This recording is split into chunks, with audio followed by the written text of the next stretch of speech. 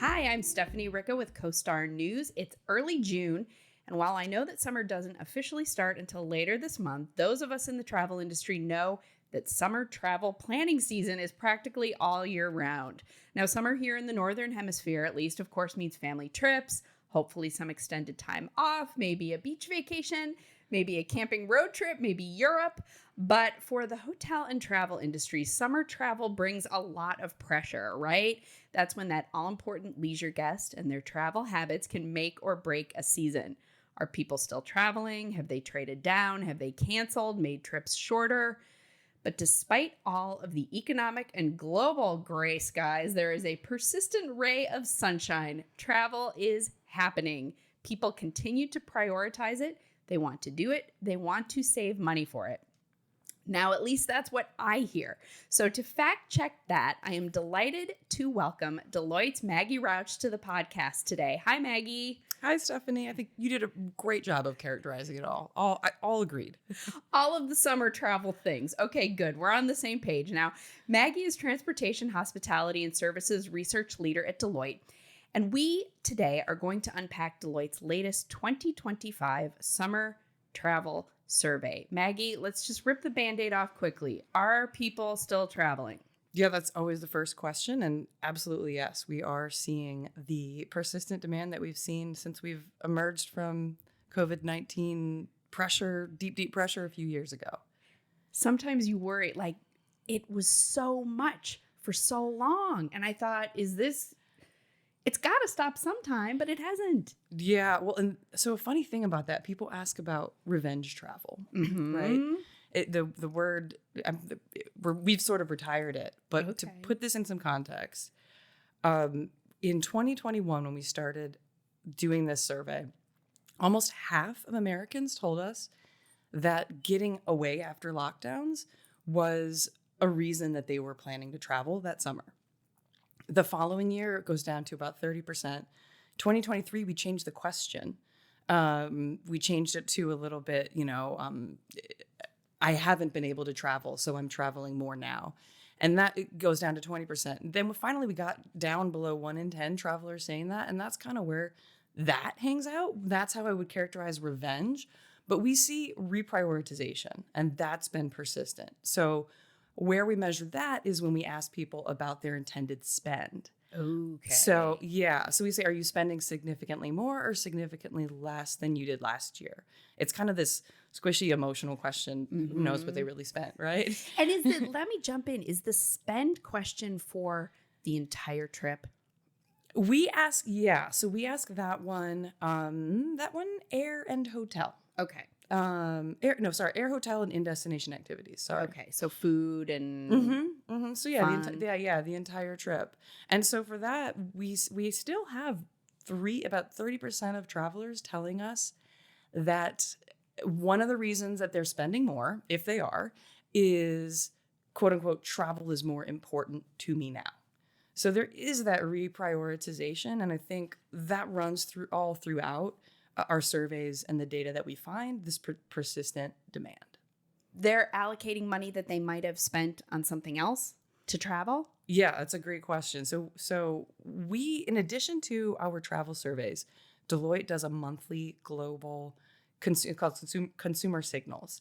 It's a monthly global survey on how people are planning to spend their money. And it includes consumer activity, restaurants, electronics, et cetera, travel, but it also includes things like their expenses, housing, transportation, childcare. And what we have seen going consistently for 4 years now is the share of wallet for travel just holds on. People go up and down in their feelings about, how much money they have, and other discretionary categories have been sort of exhibit pressure or crack under a little bit of pressure, and travel does not. And I think so that's where the reprioritization, it's demonstrated that it has this place in a lot of Americans' priorities. And I think part of that is just, it's not something you get to do as much as you want, right? Right. No matter how much money you have, we only have so much time, Sure. and time The that's allowed to do time is the it. So I limiting think factor. I think that has helped keep it steady. And that we will hear it from a news perspective anecdotally from a lot of people or hoteliers in the industry. But when you have this data that's saying, no, this is true, people still want to do this and want to travel, because I'm always over here thinking, oh, okay, something else is going to take priority. So it's good to see that the data, this is bearing out in the data. Yes, and it's always good to be at industry events, because sometimes I don't believe the data, or Right. don't believe, but I wonder. And Sure. you can see the actuals after the fact, but it helps so much to get out and speak to people, and hear what they're experiencing, Right. make sure it lines up, And see that they're doing it. So in this year's iteration of the summer survey, you call it the, quote, right-sized American summer. What do you mean by right-sized? Yeah, so I just shared all these positives. It's a big priority. Similar share of Americans planning to travel this summer. Frequency is similar. However, we do see some pullback in some areas, and that really it comes down to intended spend, and that especially hit. So we fielded this twice. We fielded in late March. We came out on April 1st. We ended up deciding to go again. And in early April, so a little over a week later. And we saw a pretty big shift from one to the next, specifically in that area, how much people plan to spend. So the average budget for the entire summer for Americans was $4,900 and change. For travel. Yes, Okay. sorry, yes, for travel. And that was in March. And a couple weeks later, they pulled back to $4,600. So, but this comes, one of the things that I find most interesting about doing consumer travel research is how complex it is. And so when people feel some financial pressure, it's not that they decide not to travel. They make decisions, maybe shorter trips in terms of distance, maybe shorter in terms of time, but also, they might adjust the type of property that they want to stay at or they're going to stay at.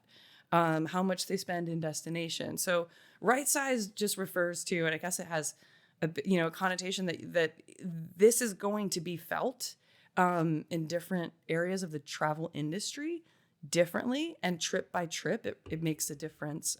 What are your priorities this year for this trip? And how much pressure are you feeling? Who are you traveling with? Is it a bucket list trip you've planned for years? Things like that. And we're going to unpack some of that, and we will link to the survey in the show notes and the story so that you can see some of these charts, because it's interesting to see what you're describing show up. And we will talk about that. But how does this summer compare specifically to last summer? I know you mentioned that idea of revenge travel was slowly dwindling away, but is this a market change this year from what you saw actually happen or what people were saying they wanted to do in 2024? It's actually, compared to 2024, it's up a little bit. Okay. So the down is the March to April impact. But it's up. What was happening then? March to April, a little geopolitical confusion. Right. So this is the thing that before and after picture is interesting. 2024 was after 2 years of kind of really strong, impressive year-on-year gains in almost every metric. 2024 was a bit of a softer year. I think last year we called it vacations past the value test. So that maybe gives you a sense of how we felt Americans were looking at things last year. And then this year, again, we see some shifts in financial decisions people are making. So is this the right characterization to say that summer 2025 might look like more trips, but a little bit less spend? I think that's right. So it's more trips by a little bit, and a lot of people putting those into short getaways or planning to do so. But at the same time, the what we call the marquee trip, the longest trip of the season, that the length of that is actually up. So people are, all over the place, Right. or, making a lot of different decisions. We also see things like impact to how the highest income Americans are thinking about travel. So that group has been a very enthusiastic traveling cohort, right? And I'm talking here about 200,000 and above in annual income. And there's a question we ask about attributes in the hotel that you're shopping for. Mm-hmm. And we had a big jump in the percent in that income bracket who included price in their top two criteria. Oh. Yeah. So it went from, I think it was 13 to 22% put price in their top two. So that's a big, they're not staying home. They're not making entire, downshift from a 4-star property to a roadside motel, but they are looking a little bit closer. They're actually thinking about cost. And we've characterized this cohort, I think in general, this super luxury, and that might not be the ultra luxury traveler, but that high-end traveler is, their pockets are just endless. Their amount of spend is endless. So they're looking at it. We're seeing a little more price sensitivity. So sensitivity. They're not, again, saying, okay, we are going to completely forget about this, but just a little bit more awareness. That's right. Let's unpack a little bit. We're talking about travel. Good one, Steph. That idea of the shorter, more frequent trip and then the marquee trip. So shorter, more frequent, is that long weekend? 3 nights. Okay. Yeah. So 3 nights how many trips are you planning? There are 3 nights, 4 to 6, a week, 2 weeks or longer. And so that increases from all of the trips that Americans told us they're taking, 37% last year to 41% this year are the 3-night trips. Okay. So not a huge jump, but I watch this every year and it's amazing how close these are year on year to each other. And so that increase from like just below 40% to just above is notable. Do you look at booking window or traveling window when people are saying they're going to be taking, and is summer Memorial Day through Labor Day, or I should have asked that from the beginning? No, that's a great question. So summer in my heart is Memorial Day. Summer in your heart is every day, Maggie. Through Labor Day. But we actually have been doing, since we started this in 2021 and people were not going into offices so much, and still a lot more people have more freedom. We had a hypothesis that, the travel season might extend. And so we have always been asking about Memorial Day through end of September.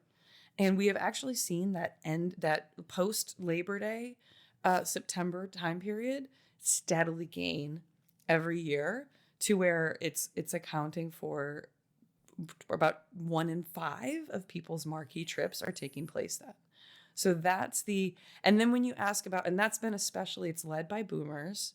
Okay. But we also see millennials are another huge group there, high income millennials pushing the longest trip of the summer to a time when maybe there's fewer crowds and maybe they can find some deals or that's their intent.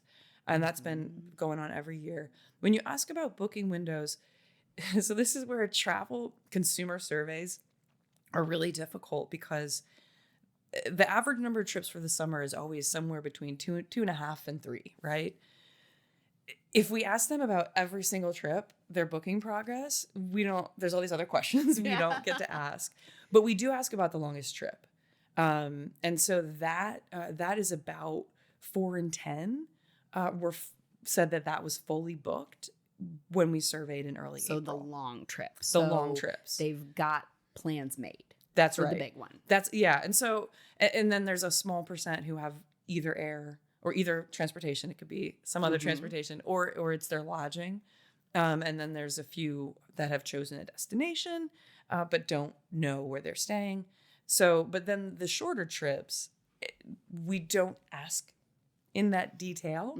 But I think if you spoke to any hotelier, they'd probably tell you that those get booked on a tighter window. Quick. Yeah. And everything that you're saying, we see this bear out in the STR data as well, especially when you were talking about that extended window, that travel window post Labor Day, which all of that. And even, I mean, I know we're talking about summer and not spring break, but that everybody's traveling all the time now, right? So maybe that's the thesis there. So let's talk about that marquee trip. You mentioned earlier on that maybe people are still taking this big trip. They are getting those plans locked down for the summer by early spring or late winter.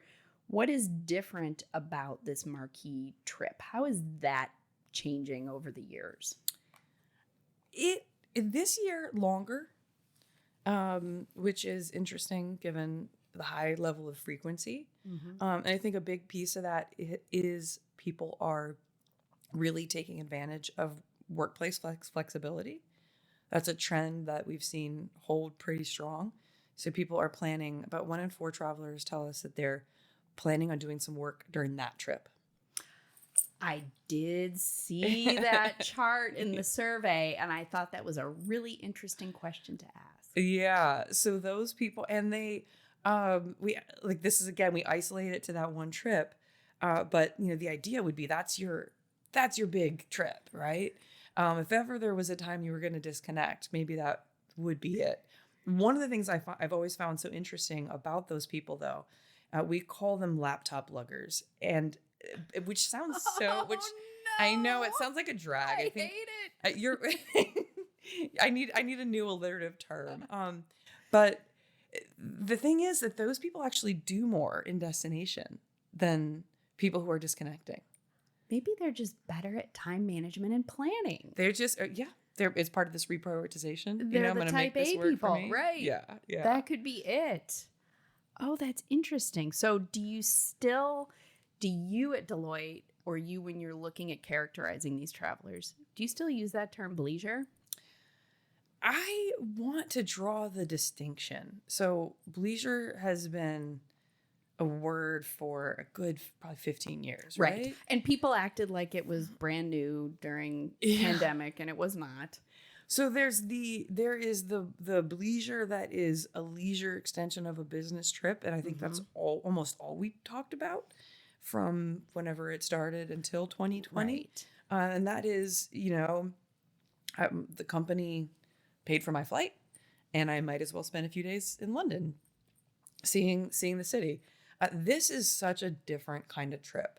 I'm taking a leisure trip, and because I'm able to answer emails, join a couple calls, for some people have told us that it enables a trip. For some people, they definitely are adding days to their trips. So there might be some crossover in terms of needs. And you try to think about it again from the perspective of a hotelier. Somebody who needs Wi-Fi is somebody who needs Wi-Fi. But it is also pretty different from a leisure extension of a business trip. Exactly, which is that classic definition. I think that's really interesting. And I think you're exactly right. I hadn't thought about it in that way. And does it even matter at the end of the day? No, probably not. Like you said, Wi-Fi is Wi-Fi. If it means, okay, I have a meeting that I need to take, but we're going to take the vacation anyway, as opposed to, no, we can't take it because of that, then it means people are traveling. That's right. So a big enabler. What else do we need to know about that marquee trip, especially as it relates to hotels? Are people saying, okay, it's a marquee trip, so I better stay in I won't say a marquee hotel because that is a brand that we are sitting in right now as we record this, but do I need to stay in that special hotel, or how does the hotel factor into the big trip?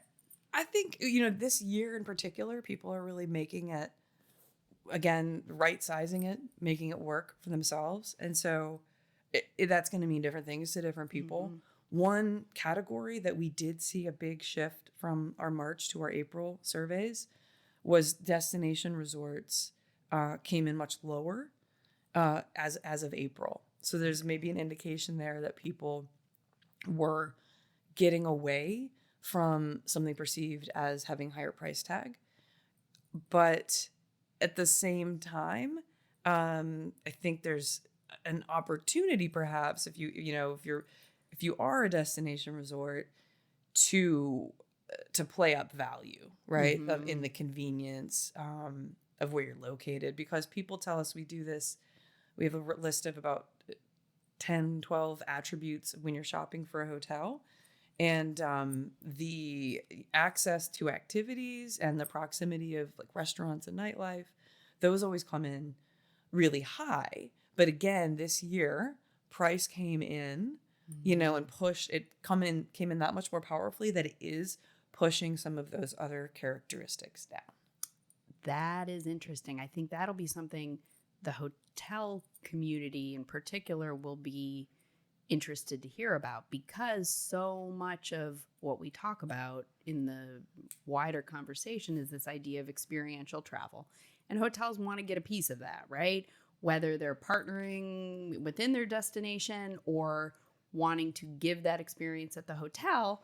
And so many do it in so many different ways that it's interesting to see the opportunity. I hear that and I think, oh, there is opportunity for a hotel at any level to say, well, we know you do still want this. Yeah. So come on over. What else about those experiences and the spend do you look at in the survey? We are looking at, so in-destination experiences is an interesting one. We look at this, and what I'll share here is people staying in paid lodging, because that's something we haven't quite touched on.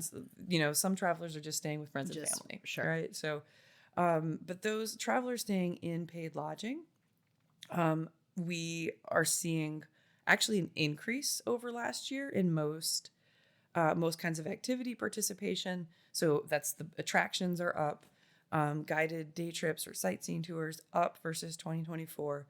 But again, both of those, we do see some pullback in the guided day trip space. Okay. So maybe something perceived again as having a higher price tag.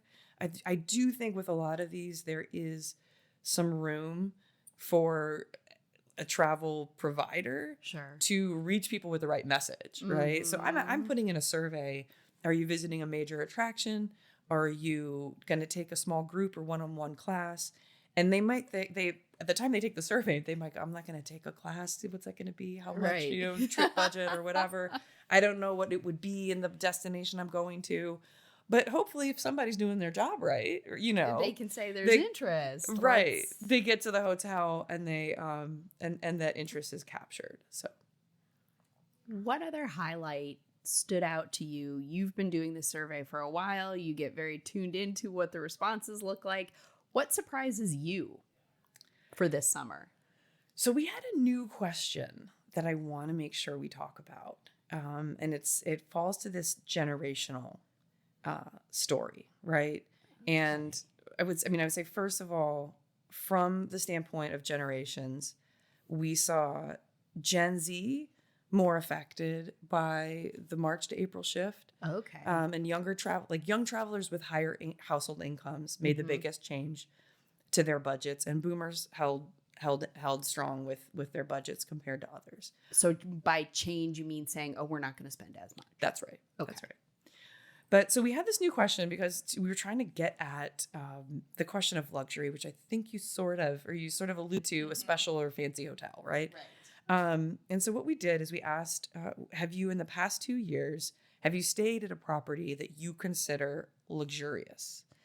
And then it was, if they had, thinking of the most recent one, what are the top two attributes that made it luxurious? And then we cut this by a higher income group. So we're trying to capture people, what makes a property appealing to people who have a bit more to spend. Not just makes it appealing, but again, this idea, I think there's an appealing hotel and then there's I'm staying at a luxurious hotel. The top three are the extraordinary location, excellent service, and room comfort, right?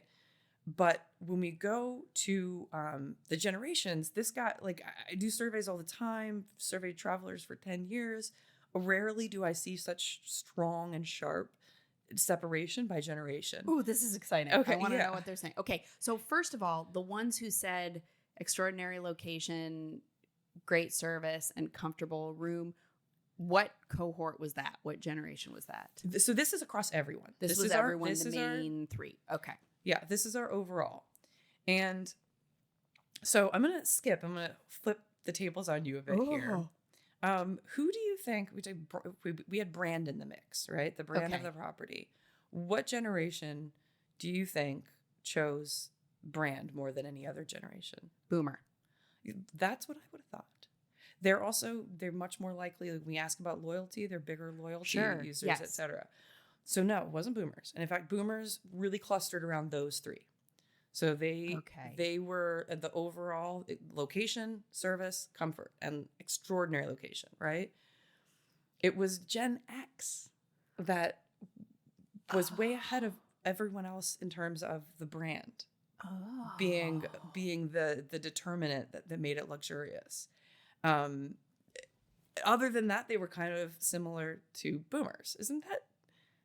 So brand, my people, Gen X said, oh, it's luxury, it's a brand. Yeah, you guys. Oh, no, it's how we grew up. I can't help it. I don't know. We had to stay in a lot of, I won't mention brands here, but, oh, that is interesting. Right? So, and then we go down, millennials came in. Millennials number one was the design and visual appearance of the property. And they were far distant from everyone else on that selection that they were going in. And I don't think millennials are not famous for interesting or cool design. And that was their number one, how you define luxury, essentially. Yeah. Yeah. What makes it luxurious. Yeah. Yeah. So that was, and then Gen Z is super interesting. Way less concerned with service than everyone else. Okay. They don't want people in their face. Perhaps. I mean, it's always fun with these. You don't know what is experience level and what is generational. Truly, like I think the brand question hitting Gen X, that tells you that that's a generational thing, right? So interesting. So they put room comfort really high, which Gen Z did.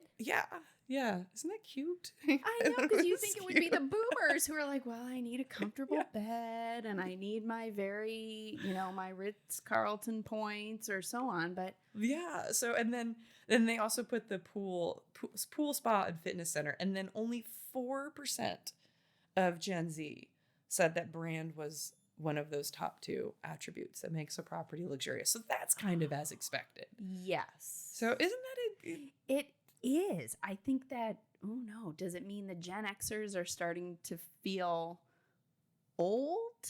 I don't want to go there. No. Personal question. But I think the most telling thing is how you're wording that question of, you're not saying, okay, this is luxury, what do you feel about it? It's, you define luxury and tell me what that means to you. Yeah, and on a specific trip that you took, right? So it's pretty, I think we're honing in on something real here. And I think probably the hotel brand companies will be excited to hear that, because so much of what they do is trying to find a product that appeals to a lot, right? So more than one group. Oh, interesting. So I have to close, Maggie, by asking you, what advice do you give to your friends or family, or to yourself, when they say, what should our summer vacation be this year?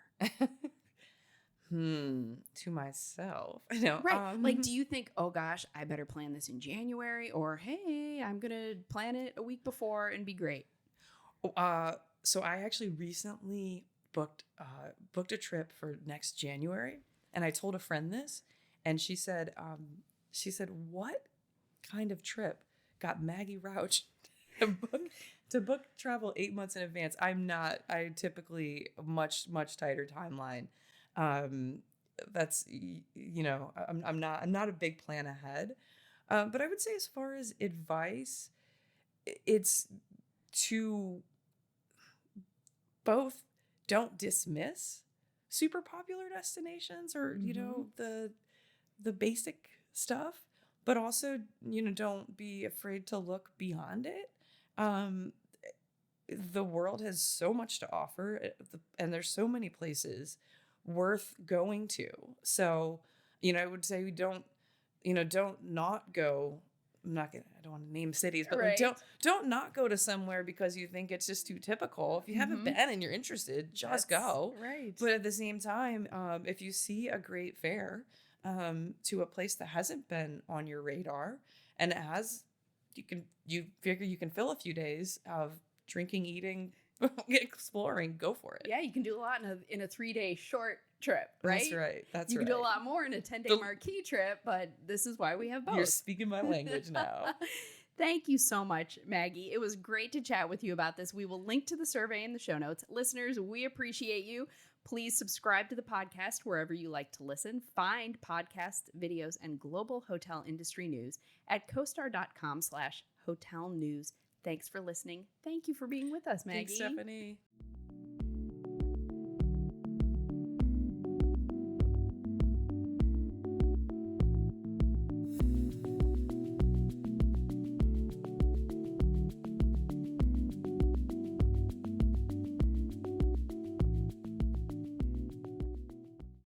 Hi, I'm STR's Isaac Colazo. And I'm CoStar's Jan Freitag. And together we are the data geeks behind Tell Me More, a hospitality data podcast work. Every month, we bring you a fresh take on the latest hotel data, insights into the travel trends behind that performance, and the big picture topics you should be thinking about. And we also don't mind getting into some good-natured disagreement from time to time.